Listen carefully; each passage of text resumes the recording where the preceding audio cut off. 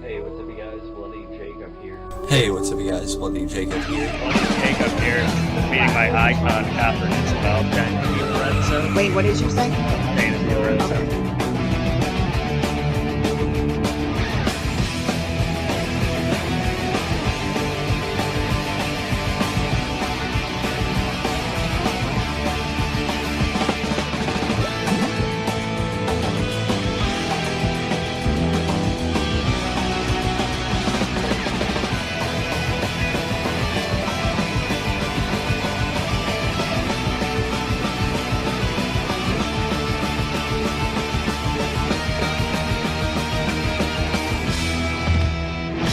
Have a good one. You guys better subscribe and watch my friend on his YouTube channel. He is kicking ass.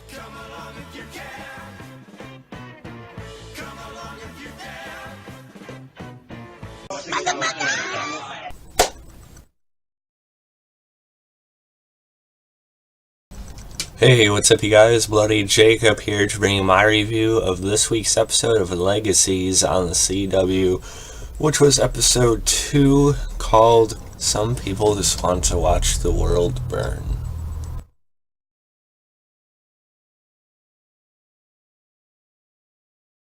So yeah, episode 2. If you guys watched my review of the premiere last week, you know I was fairly lukewarm on it. Enjoying Matt Davis as well as Danielle Rose Russell, but sort of being put off by the expectedness and the what I found to be dollar performances of the surrounding cast. And that mostly continues into this week. However, I will say that I did enjoy episode 2 here. Some people want to watch the world burn a bit more than I did the premiere personally.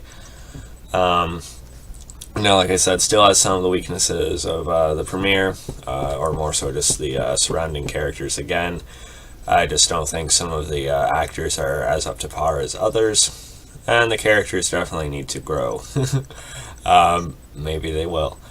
But really, I still enjoyed myself this episode. Thank whoever for the presence of, Matthew Davis, Alaric Saltzman. He definitely keeps a certain amount of interest and enthusiasm intact for fans of either Vampire Diaries or originals, I think. Excuse my hair, by the way. So, him and Hope, of course, have gone off, along with Raphael, to find Landon, who they think was responsible for what happened to this bus, and get the dagger back. But they find a very different surprise, an actual dragon. Yes, a dragon. They're definitely expanding on what exists in our precious DVD universe. And the whole dragon thing, I think maybe, probably is a bit far. I don't really know if we needed a dragon in a world of hybrids and, werewolves and stuff like that necessarily, but it was alright, and I've seen, worse looking dragons on TV shows, I guess. But most of the episode, she's just some kind of cross with a human, and she's, breathing fire like a witch or something. I think she's like a pyromancer or something like that, I think they called her at first. But I enjoyed it, and of course, Hope ends up, finding Landon pretty quickly, and Raphael wants to talk to him on his own for a little bit, but Hope, showing the patience of her father, kind of quickly goes in there and confronts him herself. And we see basically that there probably is something supernatural tied to Landon, really. We don't really know yet, but it's clear that he didn't fully intend to cause a scenario here. He doesn't know why he took the dagger, and I don't think he's lying either, but I think there's something in him that he can't control, maybe, like a greater purpose that he's sort of being puppeteered with. I don't know. But it's alright, and I'll see where that part goes. But I gotta say, Danielle Rose Russell is really, really coming around. I'm really enjoying her as Hope Michelson more and more. Sure, her character is a tad frustrating in the, mostly the first half of the original's final season, but she ended up having some great emotionally resonant scenes with Joseph Morgan. And in the premiere, and especially this episode, you can really see her sort of channeling that attitude of her father, that Klaus, personality, with how not only how confrontational she is, and her impatience, but the way she talks and sort of her sarcasm and everything, and how she just quickly cuts into people. And I don't know. She's growing a pretty good wit herself there, I think, and I'm enjoying her. I'm finding her doing an increasingly good job, like I said. Maybe developing, a thing for her. I think she could end up carrying the show along with Alaric, because again, thankful that Alaric is there. And in the meantime, we have, I guess they're called the Stallions, the Salvatore Stallions, I guess. They have a football game or whatever against the Timberwolves, ironically, from the high school that our original TBD cast went to. And, of course, most of them come off like snobs, but Lark's had our Stallions play like losers for a while, just so they don't get noticed and they sort of go under the radar. So those kids probably have the impression that, our Legacies kids have some sort of issues, or they're just not very good or something like that. But of course, we knew where it was going throughout the episode. We knew that Lizzie would eventually get ticked off enough, and they just want to use their powers to win the game. And eventually, they do tie it up. And then we have Penelope in this episode, who is in my thumbnail on the right there. She's pretty much coming off like a Catherine Pierce in high school, really. It seems like she actually did a good thing in this episode. Trying to put together MG or whatever, and at first I thought she said MG and Josie, but then it was MG and Lizzie, so I don't know which way they're going with that. I swear I heard both connections before.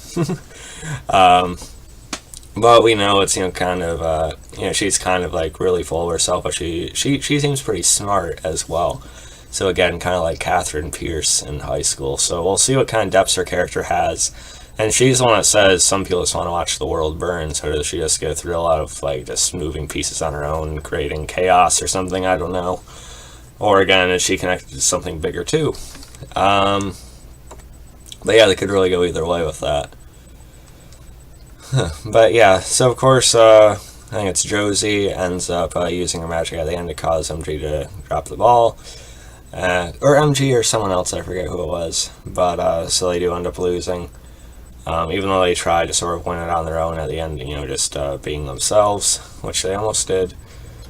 So I think Alaric would be fine if they actually got good and they just didn't use their powers, but then again, they want to embrace who they are, so that kind of go against most of their natures as well. And I can't believe that Lizzie and Josie would think that their father would just, stop loving them or, push them aside or something like that. Do they not know anything about their father at this point? I don't know.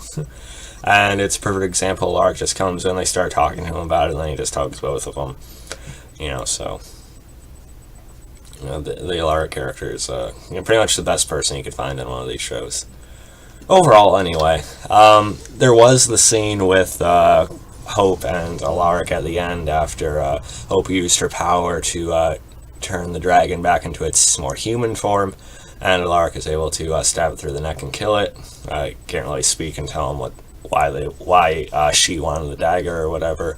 Then I get into sort of an argument, with Alaric pointing to her black magic that she used here, and she already had it. There's no way she could have known it would have worked on the dragon, or that it was connected to the dragon, so she had it ready for something else.